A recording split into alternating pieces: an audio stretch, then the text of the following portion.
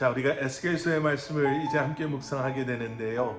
오늘 이 짧은 영상을 통해 에스겔서 말씀 묵상을 하시는데 조금이라도 도움이 될 수 있기를 원합니다. 남유다는요, 바벨론에 의해서 3번 공격을, 침략을 받게 됩니다. 그래서 그때마다 침략을 받을 때마다 그 전쟁에서 이긴 바벨론은요, 많은 유대인들을 포로로 잡아가게 되지요. 제사장 가문 출신이었던 에스겔은 여호와긴 왕과 함께 2번째 바벨론의 침략, 그 바벨론과의 전쟁 후에 바벨론으로 포로로 끌려가게 됩니다. 사실 지금 남유다가 이러한 바벨론의 침략을 받고 있는 것은 그들의 죄로 말미암은 하나님의 심판하심 때문입니다.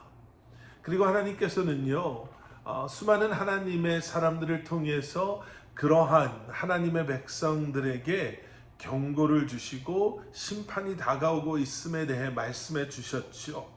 그런데 여전히 하나님의 백성들은 회개하지도 돌이키지도 변하지도 않았습니다.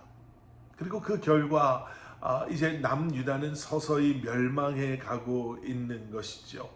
그래서 지금 에스겔도 수많은 남유다 백성들과 함께 포로로 잡혀와 있는 것이고요. 그러면서 에스겔이 이렇게 고백합니다. 과연 이 나라에 소망이 있는가? 서서히 무너져 버리고 있는 나라를 바라보면서 에스겔은 애통해하는 거예요. 정말 우리에게는 소망이라는 것이 있는가? 그리고 그 질문에 대한 답이 바로 에스겔서입니다. 절망적이고 너무나 비참하고 비극적인 상황 속에서 소망의 약속으로 가득한 책이 또 회복의 약속으로 마무리되어지는 책이 바로 에스겔서입니다. 바벨론의 2차 침공 때요, 에스겔은 포로로 바벨론으로 잡혀가게 됩니다. 그리고 바벨론의 3차 침공 때 예루살렘이 함락되죠. 그리고 성전이 파괴되면서 그 3차 침공의 결과로 이스라엘이라는 나라가 멸망하게 됩니다.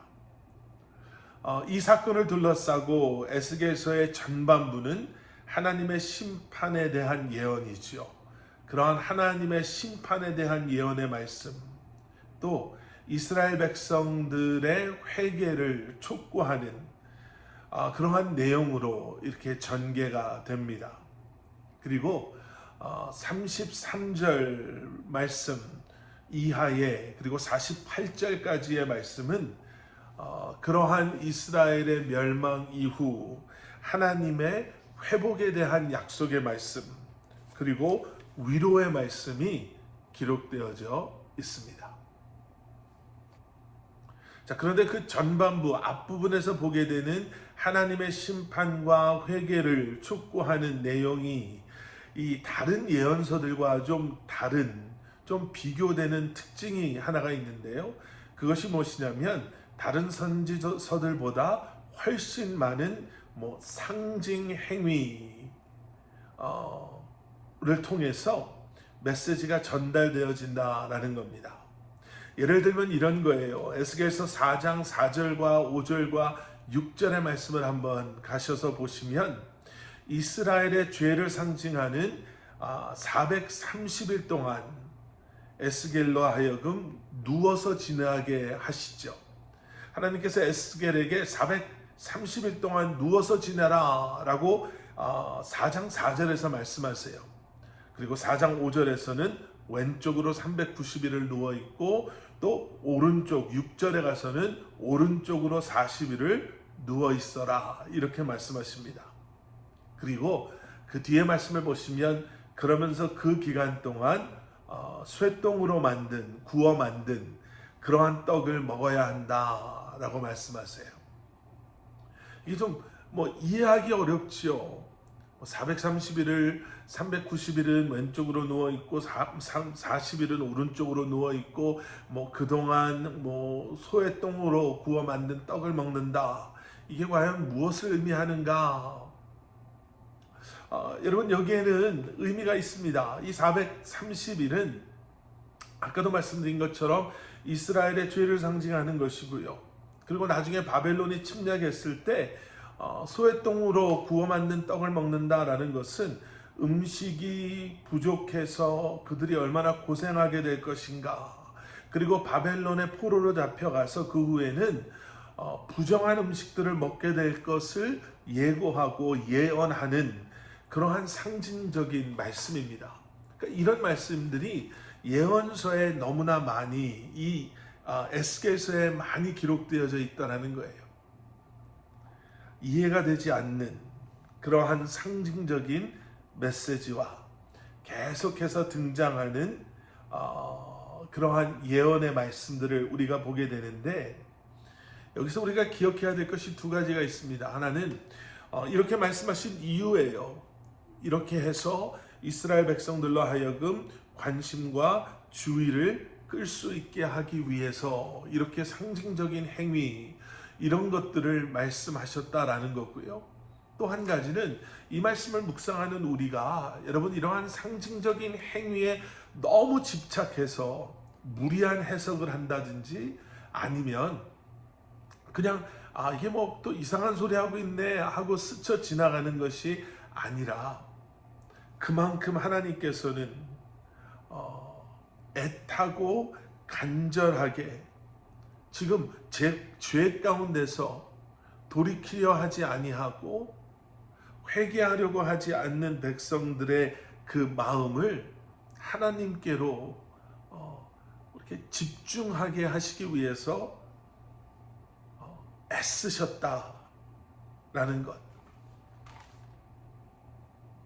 하나님께서 얼마나 애타게 하나님의 백성들에게 회개를 원하셨고, 또 회개함으로 앞으로의 고난과 아픔을 그들로 하여금 경험하지 않기를 원하셨는지, 여러분, 그러한 하나님의 마음을 우리가 한번 기억하시면서 말씀을 묵상하시면 좋을 것 같습니다.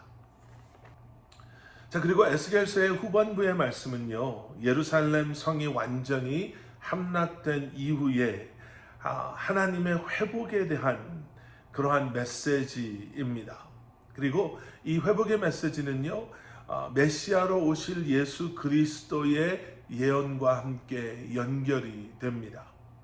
에스겔서 34장 23절과 24절의 말씀을 보시면 한 목자에 대한 예언을 우리가 볼 수가 있습니다. 다윗, 또 왕, 목자, 이런 단어들이 등장하는데요. 다윗의 후손으로 오실 참된 왕 예수 그리스도, 우리의 목자가 되실 것에 대한 예언의 말씀입니다. 또 임마누엘로 오실 그리스도에 대한 예언도 우리는 발견할 수 있습니다. 에스겔서 1장은요, 바벨론 땅에 있는 에스겔이 하나님의 영광을 보는, 그 보여주시는 환상을 보게 되는 그러한 장면으로 시작이 됩니다. 이스라엘 사람들에게는 이것이 좀 이해되지 않는 말씀이었어요. 왜냐하면 하나님의 영광은 바벨론의 어떤 강가가 아닌 예루살렘, 그것도 예루살렘 성전에 있어야 하거든요. 그 하나님의 영광이 왜 이방 땅 바벨론에서 에스겔에게 보여지나?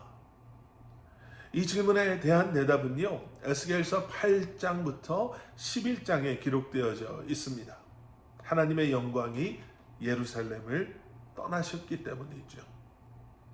에스겔서 8장 3절의 말씀을 보시면 하나님께서 에스겔에게 환상을 보여주시는데요, 예루살렘 성전에서 하나님을 경배하지 않고 오히려 우상들을 숭배하는 이스라엘 백성들, 그 제사장들의 모습을 보여주십니다.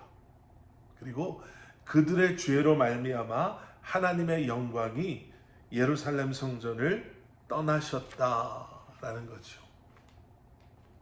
그런데 그렇게 성전을 떠난 하나님의 영광이, 그리고 이 회복의 메시지를 전하는 에스겔서의 뒷부분을 보시면 다시 성전으로 돌아오는 장면이 기록되어져 있습니다.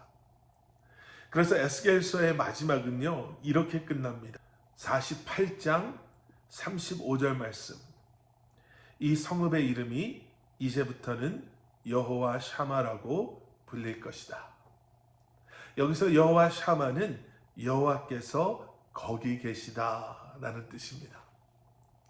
성전이 회복될 것이라는 약속, 그리고 성전으로 우리에게 임하실 임마누엘 되신 그리스도 예수를 내가 보고 있는 것, 바로 이것이 에스겔서의 결론, 그리고 에스겔서 전체의 흐름인 것입니다. 여러분, 복잡하고 헷갈리고 뭔가 이해되지 않는, 당장 1장 말씀을 묵상해 보셔도 그 안에 등장하는, 머릿속에도 그려지지 않는 그러한 모습들, 하지만 그 안에서 우리가 발견하게 되는 흐름은 죄로 인해 멸망할 수밖에 없는 그러한 백성들이었지만 그들을 포기하지 아니하시고 어떻게 해서든지 그들로 회개함으로 그 앞으로의 고통과 아픔을 경험하지 않기를 원하시는 하나님 아버지의 마음, 하지만 심판 후에도 다시 한번 회복을 약속하시고 위로를 약속하시며 결국에는 예수 그리스도를 통해 우리를 완전히 회복시키시겠다고 결심하시고 작정하시는 하나님의 우리를 향한 사랑,